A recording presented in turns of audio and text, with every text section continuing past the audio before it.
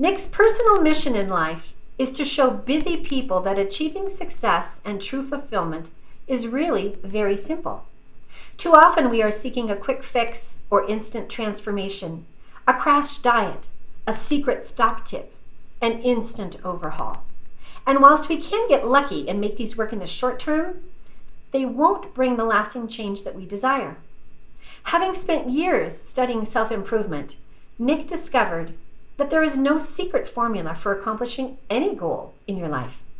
All you need to do is get pointing in the right direction and make some small changes to keep you on course. Finding your direction and embedding these small changes has become Nick's passion in life, and he is excited to share his experiences with you today. Ladies and gentlemen, Nick Salmon, A Rude Awakening.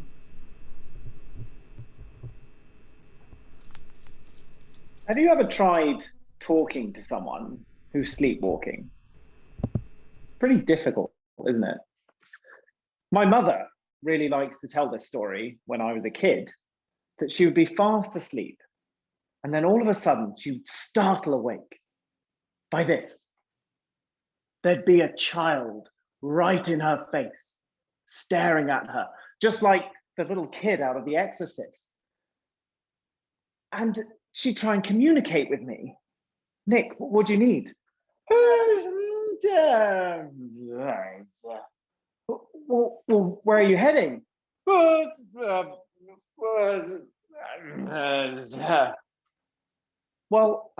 do you just want to go and get back into bed?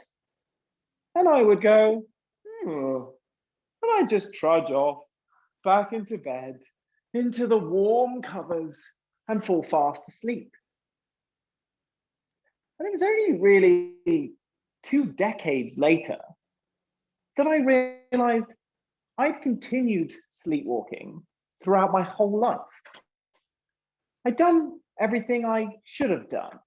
I went to school, I studied hard, I got good grades. I came out of school, I met a girl, I bought a house, I had a family. Everything was good. I was doing what everyone else was doing. You'd look down the street and people were going to the same places on vacation and driving the same cars, and everything was just nice. We were all sleepwalking. Until 2 years ago, bang, I got my rude awakening. We all have these moments in life where things pivot. Mine was my divorce. Everything I thought I knew about life, about goals, about direction, about the people around me who I loved, about my own self-worth, is just dumped upside down, kicked out, thrown away with the garbage. And I'm left there in pieces, not knowing which way's up, not wanting to really do anything, not wanting to try or start anything over. And we all have those moments in our life. We lose a loved one, we lose our job, we struggle with depression or illness. And it's not about if they're coming.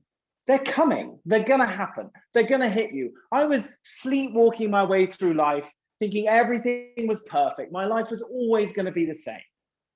And it's not. You have to wake up. You have to take ownership. You have to get a goal and a direction and march down your own path. Nobody's here to save you or to tuck you back into a warm bed. No one's here to hold your hand. I've seen people who have been with a company for 30 years to be shown the door weeks before they were due to get their final pension payout. No one's coming to save you. You have to build your own life.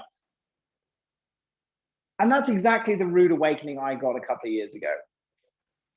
And what I want to talk to you about today is the 3 things that I did to turn my life around, to make a change, to find that direction, to get on the path to moving forward and rebuilding. The first one is kind of timely considering we're talking about sleepwalking, is you have to get up early. And I mean early. Now, I know most of you now are going to hit the snooze button and go, oh, well, we'll wait for points 2 or 3 because I'm not really a morning person. And yes, that's just for, weirdos. No, look at the evidence. Look at what's around you. Successful CEOs. Tim Cook of Apple gets up at 3:45 in the morning. Sally Krawcheck of Wall Street, she's up by 4. Michelle Obama, a bit late, maybe at 4:30. I don't know, Jeff Immelt of GE, he's lying in till 5:30 in the morning. But all these successful people get out of bed early. And that's exactly what I started doing, getting up an hour early. And you ask, what's the point? What are these people doing? Well, time is a great equalizer. We all have the same 24 hours in a day. It's how much of it you use, and more importantly, how much of it you control. So these successful CEOs and first ladies aren't getting out of bed to send more emails. They're getting out of bed to look after 2 things: their mind and their body. 2 of the people on that list get up just to work out. The other 2, Sally Krawcheck, for example, gets up for creative time. When was the last time you gave yourself creative time for an hour in the morning? And what they do is they go through a set routine.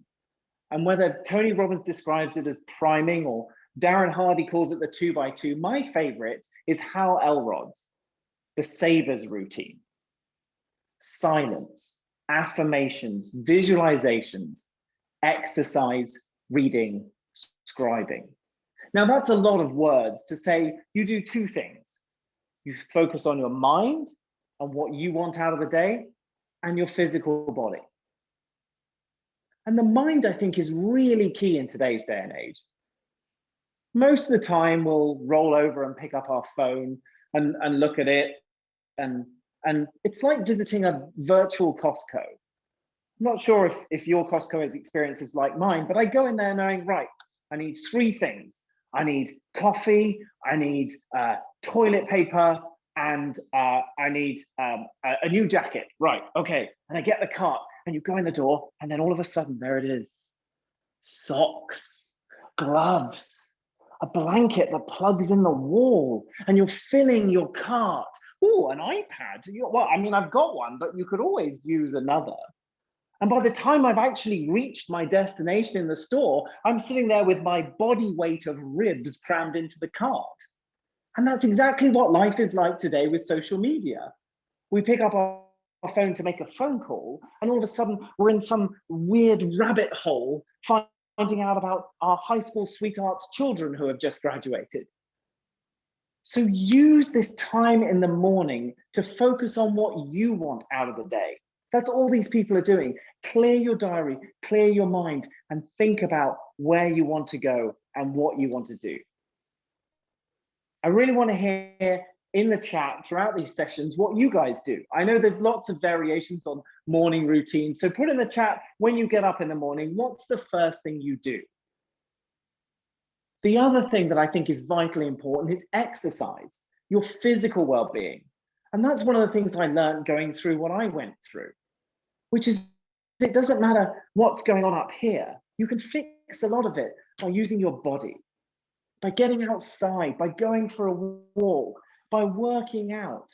There's a direct connection between the 2. So it's no coincidence that successful people spend an hour in the morning just focusing on what they want to get out of today. And that's what I did. I got up every morning. I went through a routine. I read book after book after book to clear my mind, to align myself with the direction that I wanted to go in life.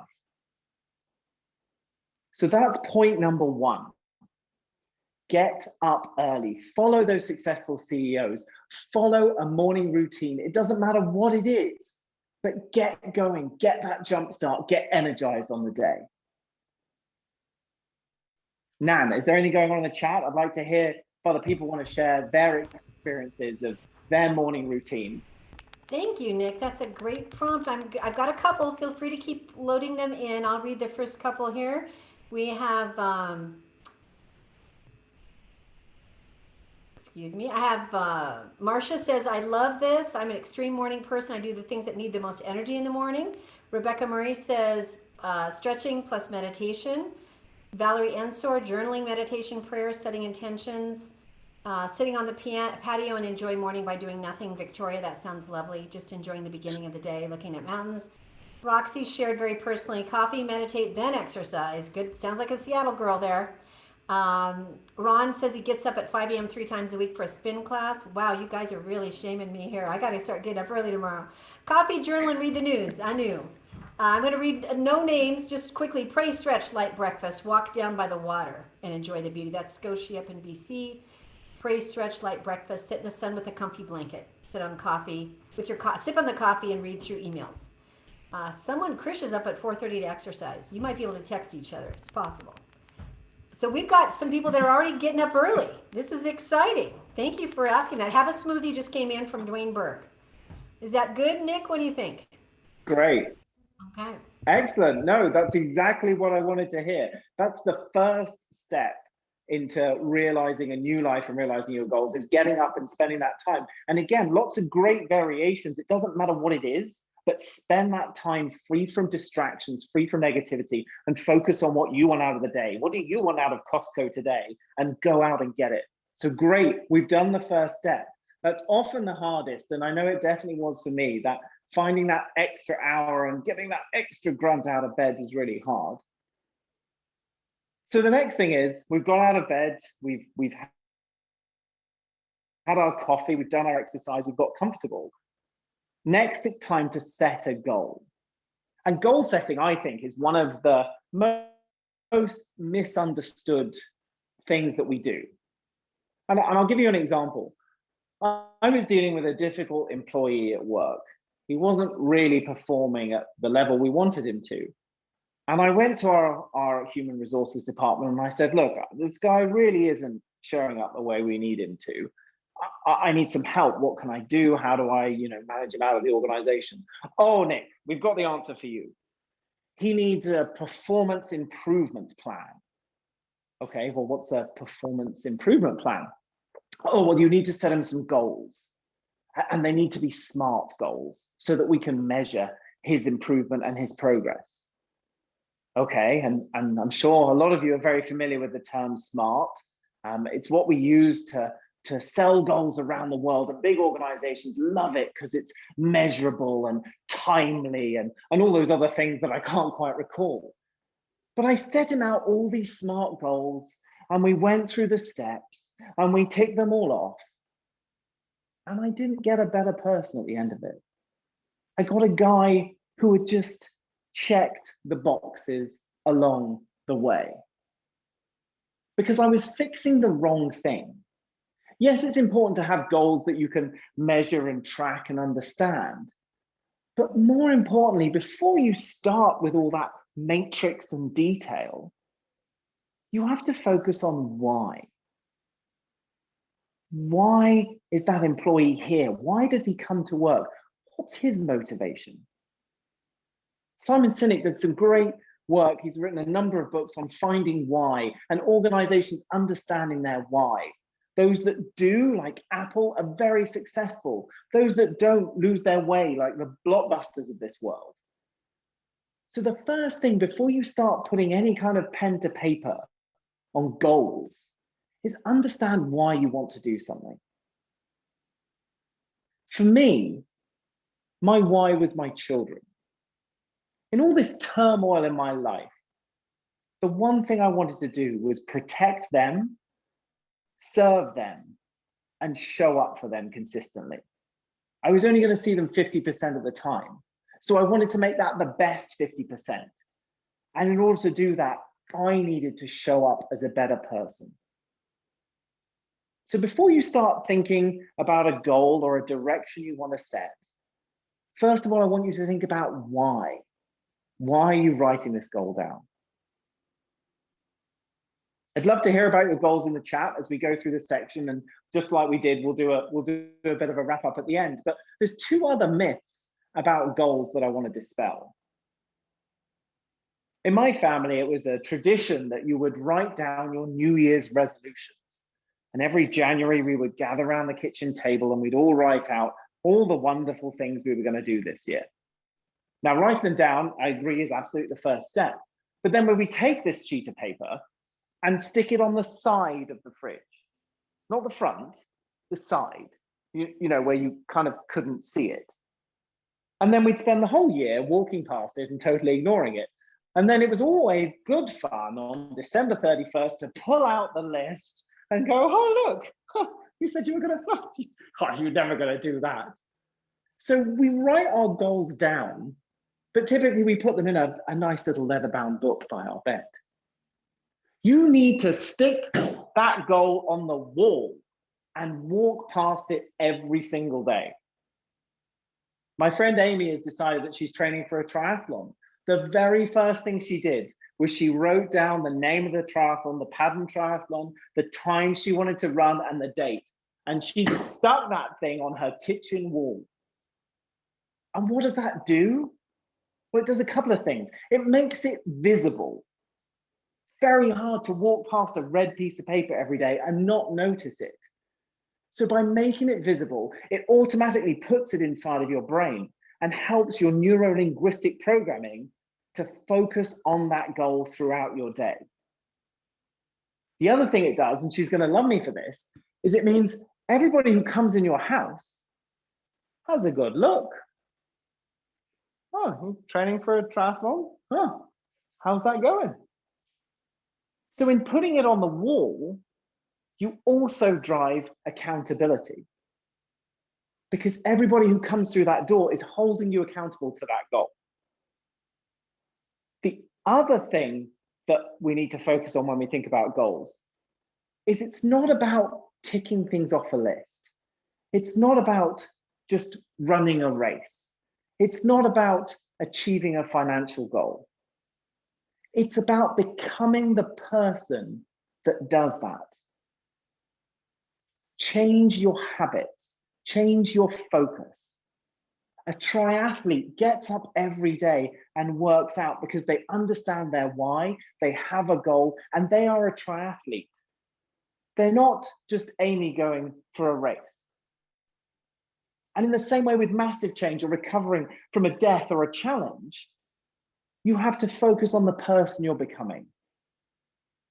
For me, it was a single father, an independent parent. I had to assume that identity rather than just doing all the things that a single parent does. Become that person, and the goal becomes way easier.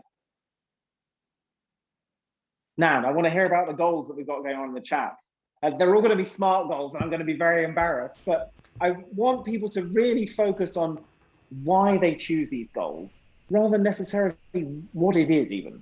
So Nan, have we got some good goals in there? Excellent. We're so riveted with your middle section here. I think we've all been wondering. So get your fingers on your keyboard, and I'm going to ask a prompt here, which is, what is a goal that you believe you've been pointing yourself toward this year, and why has it mattered to you?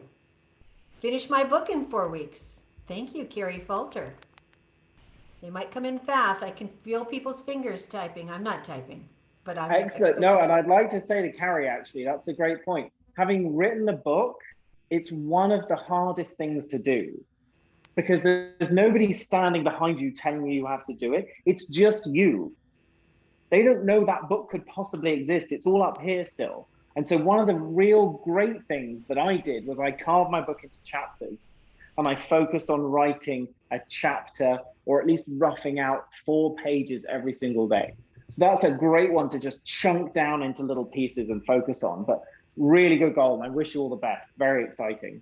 Awesome. We have Be a Guiding Parent for My Son. We have Build My Business. Melody, Marcia, Be a Better Parent. Kathleen, Read her Bible in the wee hours of the early morning when she cannot sleep. Rebecca Murray, Reach for Accredited Speaker by next year. Make sure I am goalless this year, someone was honest enough to say in May. Nancy reminded us that specific, measurable, achievable, realistic, time bound are SMART goals.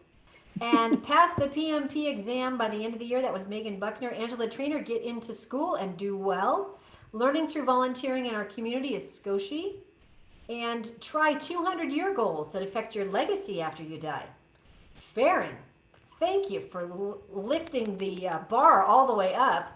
Rebecca Claus, get her PE. I think that's a certification in engineering. I'm guessing it's not physical education. There are so many acronyms now.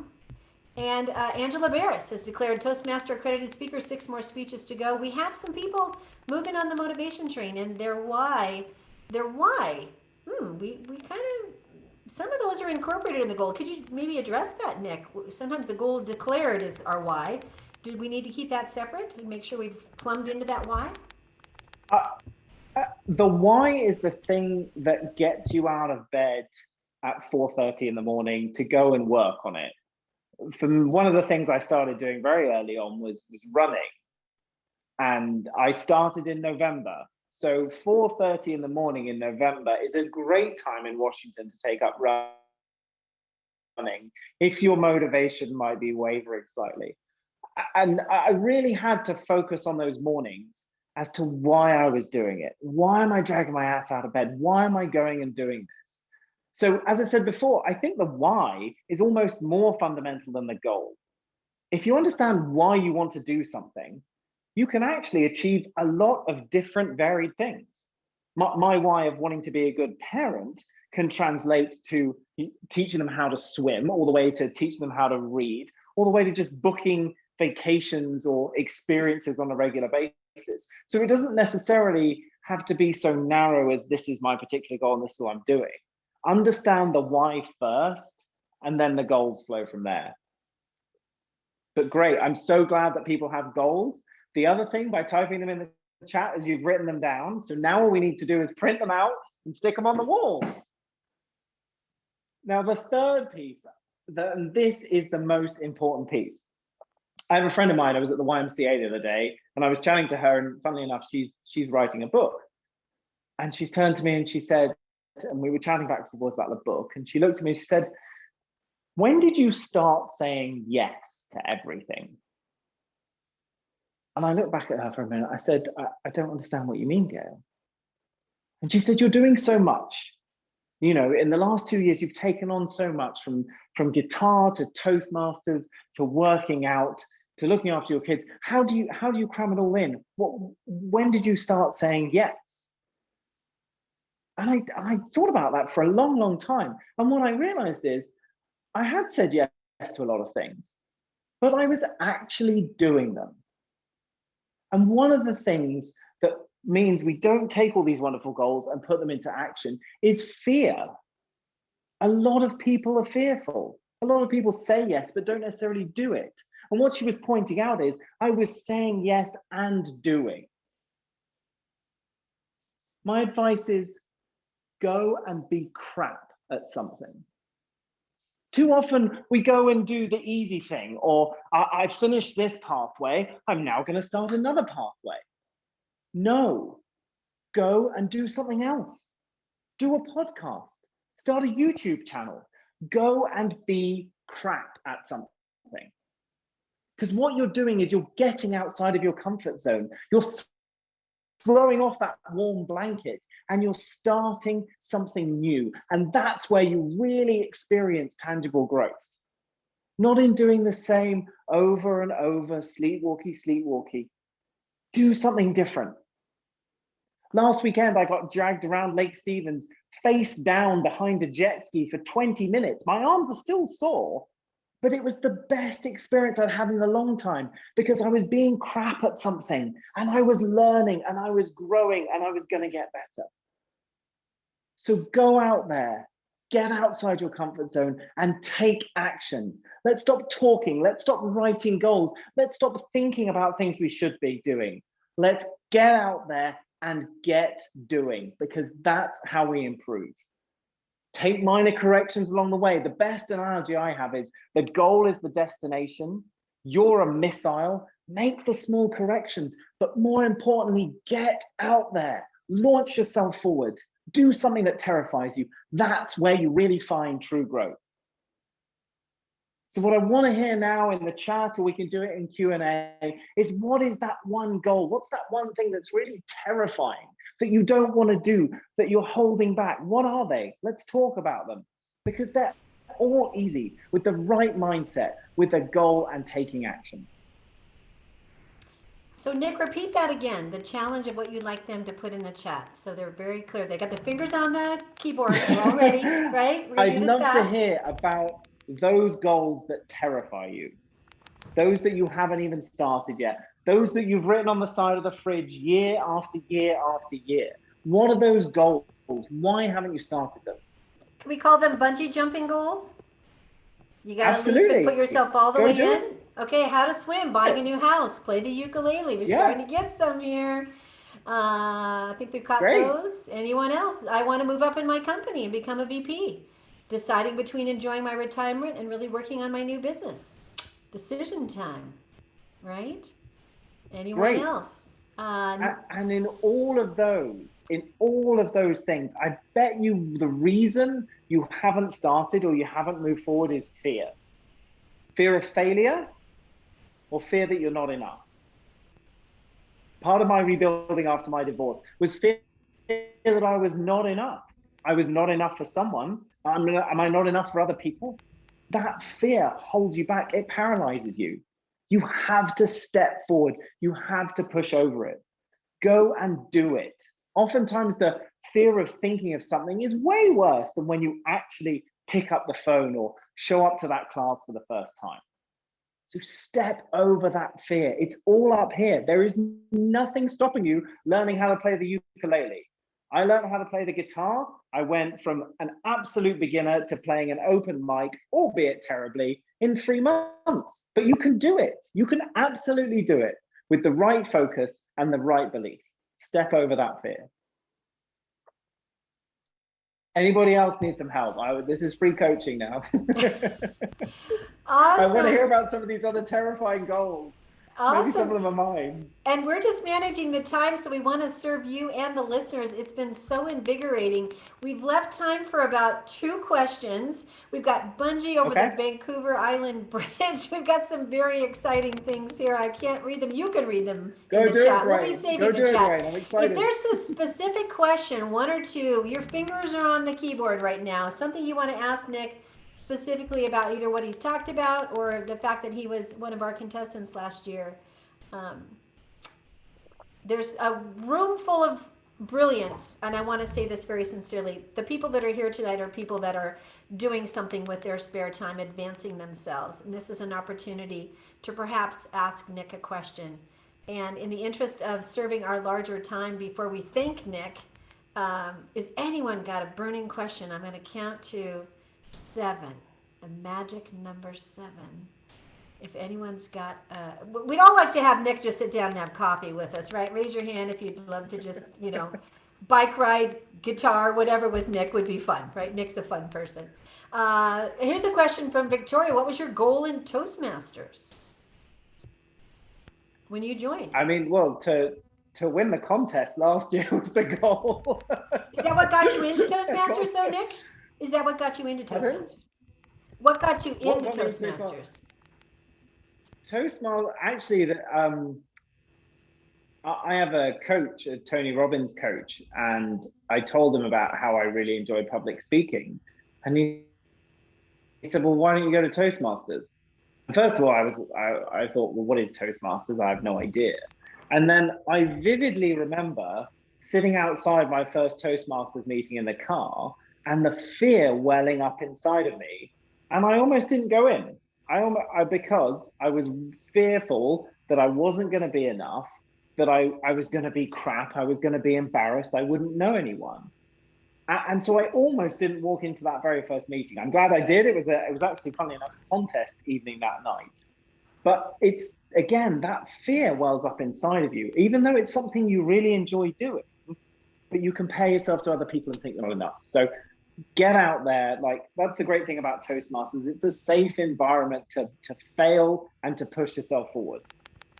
Excellent, Nick, and I want to make sure we have a moment for you to wrap. We have done just 1 question in the interest of time, so you have the last moment here with us. Thank you, Nick. Okay. Absolutely. What I've shared with you tonight is my personal experience. Get up, set some goals, and take action. It's really simple, but I recognize too, it's very, very hard to do. You have to make some fundamental shifts in your life. For me, I got a rude awakening that pushed me in that direction, and I made these changes. My encouragement to you is don't wait. Don't wait for that rude awakening. Take control of your life now. Take all these goals you've shared with us tonight, write them on a piece of paper, stick them on the wall, and get going towards them. Don't wait. Thank you.